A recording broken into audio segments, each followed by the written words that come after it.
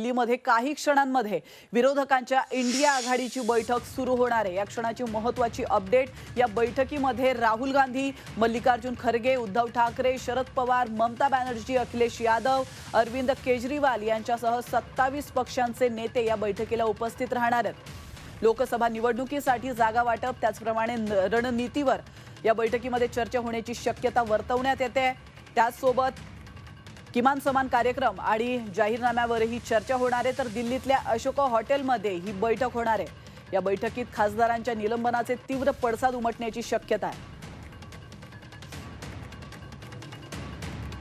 तर याविषयी अधिक माहिती देण्यासाठी आपले प्रतिनिधी रामराजे शिंदे आपल्या सोबत फोन लाईन वरून जोडले गेलेले आहेत। रामराजे, अतिशय महत्त्वाची माहिती मिळते, दिल्लीमध्ये काही क्षणातच विरोधकांच्या इंडिया आघाडीची बैठक सुरू होणार आहे। बिलकुल, आणि शरद पवार आत्ताच या बैठकीला गेलेले आहेत। त्यांच्यासोबत सुप्रिया सुळे पण आहेत आणि आणखीन एक महत्त्वाचे नेते आहेत, ते म्हणजे की शेकाप पक्षाचे जयंत पाटील।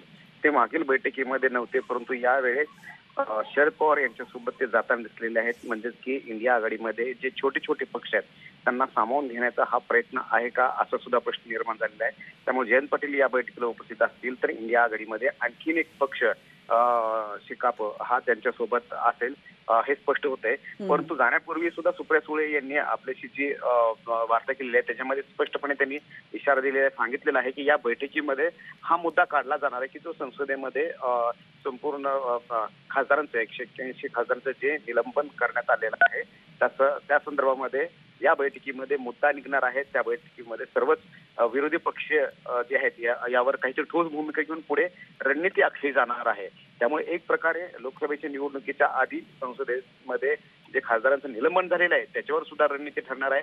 त्याचबरोबर जागा वाटप नक्कीच नक्कीच धन्यवाद राम, तुम्ही दिलेल्या महत्त्वपूर्ण माहितीबद्दल। तर आपण पाहतोय लोकसभा निवडणुकीसाठी जागा वाटप त्याचप्रमाणे रणनीतीवर या बैठकीत चर्चा होणार आहे आणि ज्या खासदारांचं निलंबन झालेलं आहे त्या विषयावर देखील चर्चा होणार आहे।